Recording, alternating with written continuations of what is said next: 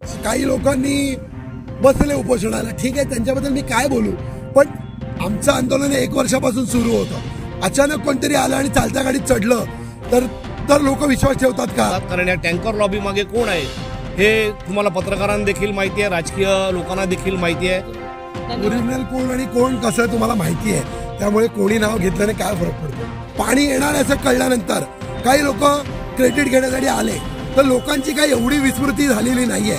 लोकांची स्मरणशक्ती दांडगी आहे. तोच आम्हाला आयुक्तांना प्रश्न विचारायचा आहे की कोणाचा दृश्य दबाव तुमच्यावर आहे का? तुम्ही कुठला मुहूर्त शोधताय जागतिक कुठल्या ज्योतिषा तज्ञाकडनं का? की ग्लोबल सिटीच्या बाबतीमध्ये इथल्या सत्ताधाऱ्यांनी नेहमीच एक वेगळीच भावना निर्माण करून घेतलेली आहे. काय आम्ही नुसते रस्त्यावरची आंदोलनं नाही केली, आम्ही त्याच वेळेला जाऊन माननीय मुख्यमंत्र्यांकडे 7 ते 8 9 वेळा, मी खासदार राजेंद्र गावित साहेब, 1 2 3 4 वेळा सुदेश शेठ, आम्ही सगळे लोक प्रयत्न केले. नमस्कार, आज आपण ग्लोबल सिटी या परिसरामध्ये आहोत. आज आपण टाकीवर चाललोय. जर तुम्ही पाहू शकता तर आपण पाण्याच्या टाकीवर आहोत. इतक्या उंचावर आंदोलन करण्याचं एकमेव कारण आहे की जेव्हा जमिनीवर उभं राहून आंदोलन होत नसेल तेव्हा चक्क पाण्यासाठी तर टाकीवर चढण्याची परिस्थिती जी आहे ती नेत्यांवर आलेली आहे. मयुरेश वाघ, पाणीवाला भाऊ, गेल्या अनेक महिन्यांपासून म्हणायला गेलं तर आता वर्षच झालंय तुमचं जे आंदोलन आहे पाण्यासाठी ते सुरू आहे. विरार पूर्वेला पाणी आणण्यासाठी तुम्ही यशस्वी ठरलेला आहात. विरार पश्चिमेची परिस्थिती आता बिकट झाली आहे. पाणी नाहीये, मे महिना येणार आहे आणि पाण्याची अधिकाधिक टंचाई आता जाणवणार आहे. काय सांगाल, आजचं आंदोलन काय इतकं आगळवेगळं आहे? कारण पाण्याच्या टाकीवर चढूनच आणि तुम्ही असं म्हणताय पण की अधिकारी आले नाही तर मी उडीही टाकेन, काय सांगाल?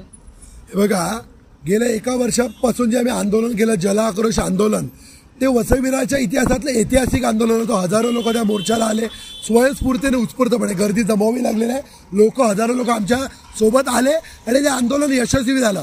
15 नोव्हेंबरला भाऊबीजेच्या दिवशी माननीय मुख्यमंत्र्यांनी पाणी वसई विरारला उद्घाटनाशिवाय सोडलं. मी, खासदार राजेंद्र गावित, सुदेश चौधरी, आमचे सगळ्यांचेच प्रयत्न होते. जरी मी जल आक्रोश आंदोलन सुरुवात केली तरी त्याला खासदार राजेंद्र गावित आणि सुदेश शेठ आणि सगळ्यांची साथ आणि जनतेची मेन म्हणजे साथ लाभली. पाणी आलेलं आहे. 80 ते 100 MLD पाणी दिवाळीच्या दिवसापासून सोडण्यास सुरुवात झालेली आहे. ग्लोबल सिटी सोडलं तर सगळ्या विरारमध्ये भरपूर पाणी येत आहे.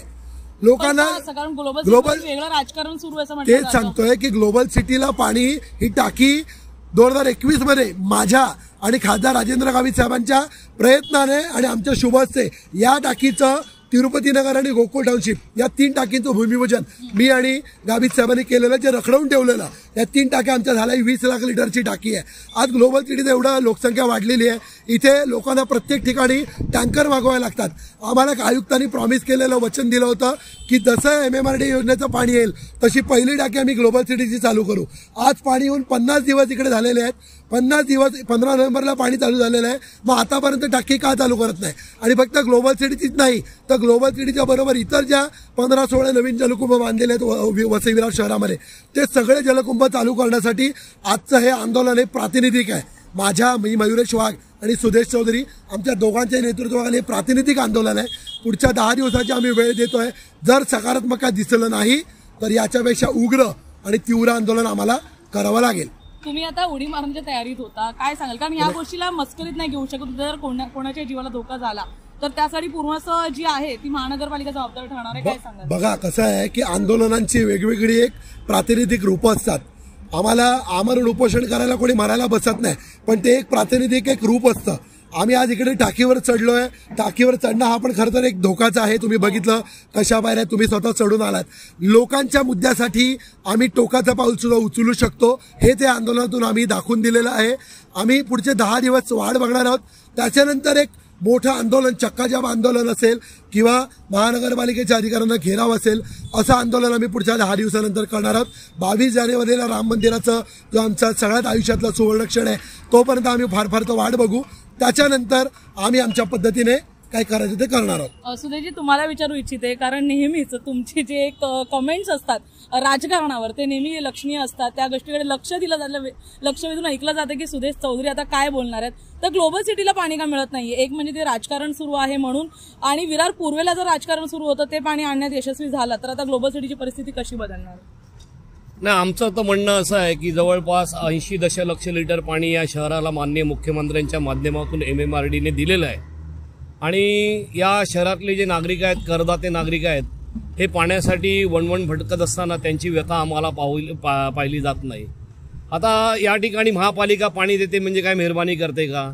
तर महापालिका या पाण्याचे पैसे लोकांकडून घेते आणि म्हणून आमचं म्हणणं हेच आहे की या शहरामध्ये या MMRDAच्या माध्यमातून अमृत योजनेच्या माध्यमातून ज्या जलवाहिन्या टाकलेल्या आहेत, जे जलकुंभ झालेले आहेत 16-17, हे सर्व जलकुंभ भरले गेले पाहिजेत। लोकांना पूर्ण प्रेशरने पूर्ण दाबाने पाणी दिलं पाहिजे, तो लोकांचा हक्क आहे। ग्लोबल सिटीच्या बाबतीमध्ये मी म्हणेन की ग्लोबल सिटीच्या बाबतीमध्ये इथल्या सत्ताधाऱ्यांनी नेहमीच एक वेगळीच भावना निर्माण करून घेतलेली आहे आणि या लोकांना अद्दल घडावी या दृष्टीने सगळे प्रयत्न चालू आहेत। ग्लोबल सिटीच नव्हे तर शहरातल्या प्रत्येक नागरिकाचा पाणी हा अधिकार आहे आणि त्यांना पाणी मिळालंच पाहिजे आणि म्हणून भविष्यामध्ये ह्या ज्या शहरातल्या ज्या 16-17 टाक्या आहेत ह्या लवकर भरल्या गेल्या पाहिजेत आणि त्या टाक्यांच्या माध्यमातून लोकांना पाणी दिलं पाहिजे, ही आमची मागणी आहे। सर, आता जवळपास 10-15 वर्ष उलटून गेली आहेत, ग्लोबल सिटीला पाणी मिळण्याची कुठे आशंका दिसत नाहीये। काय वाटतं ह्या आंदोलनामध्ये तरी यशस्वी ठरेल का ते? सर, मी केवळ ग्लोबल सिटी आणि ग्लोबल सिटीज नाही म्हणेन, मी तर म्हणेन शहरातल्या प्रत्येक नागरिकाचा अधिकार आहे। किंबहुना शहरातले नागरिक आज लाखो रुपये टँकरसाठी भरतात। टँकर लॉबी जिवंत राहावी या दृष्टीने काही लोक जाणीवपूर्ण प्रयत्न करतात, कारण या टँकर लॉबी मागे कोण आहे हे तुम्हाला पत्रकारांना देखील माहिती आहे, राजकीय लोकांना देखील माहिती आहे। टँकरच्या मागे कोण किती पैसे घेते ही देखील चर्चा बऱ्यापैकी रंगते आणि त्याच्यामुळे टँकर लॉबीचं हित जपण्यासाठी काही लोक जाणीवपूर्वक प्रयत्न करतात, परंतु हे प्रयत्न आम्ही आमच्या आंदोलनाच्या माध्यमातून हाणून पाडणार आहोत। मयुरजी, तुम्हाला एक शेवटचा प्रश्न विचारेन। आता तुम्ही म्हटलं की मी आमरून उपोषण करेन, यापूर्वी देखील तुम्ही दिवाळीत असं म्हटलं होतं, पण नंतर तुमची आंदोलनात चोरली जातात असं म्हटलं जातं, तर काय सांगाल त्याबद्दल? असं आहे की मी त्याच्यावर मी टिप्पणी काय करू, मी प्रामाणिकपणे घोषणा केली होती, पण काही लोकांनी बसले उपोषणाला, ठीक आहे, त्यांच्याबद्दल मी काय बोलू, पण आमचं आंदोलन 1 वर्षापासून सुरू होतं। अचानक कोणतरी आलं आणि चालत्या गाडीत चढलं तर लोक विश्वास ठेवतात का? नाही ठेवत। आमचे हजारो लोकांचे मोर्चे निघाले, त्यावेळेला कुठेच नव्हते काही लोक, आणि पाणी येणार असं कळल्यानंतर काही लोक क्रेडिट घेण्यासाठी आले, तर लोकांची काही एवढी विस्मृती झालेली नाही आहे। लोकांची स्मरणशक्ती दांडगी आहे। लोकांना माहिती आहे की वेस्टला 3-4 मोर्चे कोणी काढले, ईस्टला प्रचंड मोर्चा आम्ही दोघांनी काढला, नालासोपाऱ्याला आम्ही मोर्चा काढला, वसईला आम्ही आंदोलन केलं, म्हाडामध्ये आम्ही आंदोलनं केली।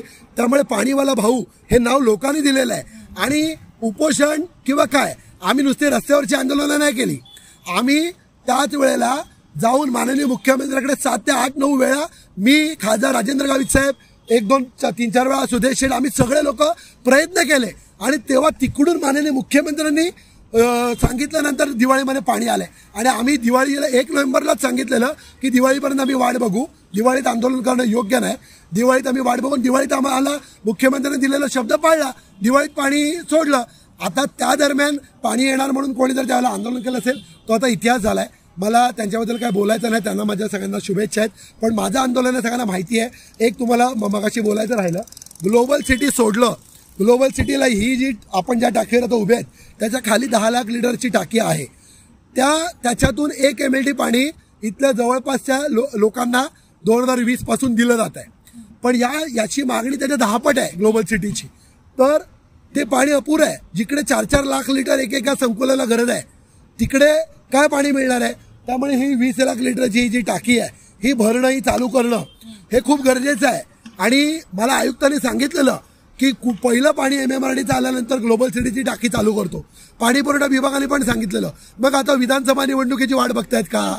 टाकी सुशोभीकरणासाठी जे काढल्या होत्या, पण टाकी बांधून फक्त काय शो साठी टाक्या बांधण्यात ते तोच आम्हाला आयुक्तांना प्रश्न विचारायचा आहे की कोणाचा दृश्य दबाव तुमच्यावर आहे का? तुम्ही कुठला मुहूर्त शोधताय जागतिक कुठल्या ज्योतिषा तज्ञाकडनं का तुम्ही थांबवताय? जर माननीय मुख्यमंत्री एकनाथ शिंदे साहेबांनी, गावित साहेबांनी, आमदार प्रताप सरनाईक साहेबांनी आम्हाला पाणी इकडे सोडलं असेल, वसई विरारला पाणी उद्घाटनाशिवाय सोडलं असेल, आणि पंतप्रधान माननीय लाडके आपले पंतप्रधान जे नरेंद्र मोदी साहेब ज्यांचं हर घर नल आणि जलजीवन मिशन आहे त्याला कुठेतरी ब्रेक लावतायत हे लोक, पाणी सोडलंय। त्यामुळे महानगरपालिकेच्या प्रशासनाला, गेंड्याच्या कातडीच्या प्रशासनाच्या विरोधात हे आंदोलन आहे। सरकारने तर पाणी दिलेलं आहे आणि ग्लोबल सिटी सोडलं तर अख्ख्या विरारमध्ये पुरेसं पाणी आहे। आता पाण्याची तक्रार कुठेच राहिलेली नाही, मी जबाबदारीने सांगतोय। दिवाळीत जे पाणी आलंय त्याच्यापासून पाण्याची तक्रार कुठेच नाही। ग्लोबल सिटी आणि 16 ज्या नवीन टाक्या बाकी आहेत त्या टाक्या चालू करण्यासाठीचं आजचं हे आंदोलन आहे। सर तुम्हाला एक शेवटचा प्रश्न विचारेन की महानगरपालिकेचे अधिकारी आता सरकारला पण जुमानत नाहीयेत, चक्क मुख्यमंत्र्यांनी सांगितल्यानंतर देखील ही परिस्थिती आहे, तर त्याविरोधात काय सांगाल? महानगरपालिकेचे अधिकारी आहेत, त्यांची मानसिकताच वेगळी आहे. या ठिकाणी गेले अनेक वर्ष अनेक अधिकारी ठाण मांडून बसलेले आहेत. त्याच्यामुळे त्यांना एक असं वाटते की ते आमचे मायबाप कोणतरी आहेत आणि म्हणून त्यांच्या दबावाखाली ते या ठिकाणी काम करत नाही, तर ते जे सांगतील त्याप्रमाणे ते करतात. परंतु आम्ही त्यांना एकच इशारा देऊ इच्छितो का आता ही परिस्थिती बदलणार आहे. ही परिस्थिती काही कायम राहणार नाही. आम्ही या शहरातल्या प्रत्येक नागरिकाच्या हितासाठी आम्ही रस्त्यावर उतरण्याची तयारी ठेवलेली आहे. म्हणजे आता ओरिजिनल पाणीवाले भाऊ रस्त्यावर उतरले, त्यामुळे पाणीवाले बाईची गरज नाही. नाही, केवळ पाण्याचाच नाही तर या शहरामधल्या ज्या काही समस्या आहेत, या शहरामधल्या ज्या काही अडचणी आहेत ह्या सोडवण्यासाठी आम्ही कायम रस्त्यावरच राहू. ओरिजिनल कोण आणि कोण कसं तुम्हाला माहिती आहे, त्यामुळे कोणी नाव घेतल्याने काय फरक पडतो? आपण आता संवाद साधला मयुरेश वाघ यांच्याशी, सामाजिक कार्यकर्ते. तसंच यावेळेस आता सध्या पाणीवाला भाऊ म्हणजे चर्चेत आहेत ते. पाणीवाला भाऊ याचं हे ओरिजिनल नाव कोणी कितीही कॉपी केलं तरी पण आपल्या सर्वांना माहिती आहे, गेल्या वर्षभरात मयुरेश वाघ यांनी पाणीवाला भाऊ जे लोकांनी त्यांना नाव दिलंय ते बनवून किती मोठ्या प्रमाणात आंदोलनं काढली आणि हे यासाठी आज ते चक्क या पाण्याच्या टाकीवर चढले.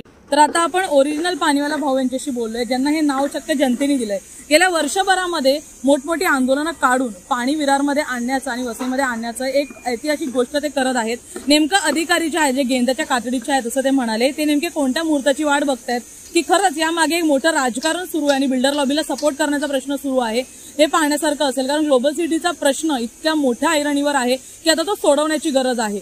ओरिजिनल पाणीवाला भाऊ हे नाव कोणीही घेतलं तरी ते बदलत नाही आणि लोकांनाही माहिती आहे त्यांचा विश्वास कोणावरती आहे असं म्हणत यंदा तरी त्यांचं आंदोलन हे कॉपी होणार नाही अशी अपेक्षा आम्ही करतो आणि त्यांना खूप खूप शुभेच्छा देतो. पाहूया हे आंदोलन कुठपर्यंत जातं, कोणत्या टोकाला जातं आणि अधिकारी कशा प्रकारे आपली मतं बदलतात की नाही आणि ग्लोबल सिटीला पाणी मिळतं की नाही. धन्यवाद.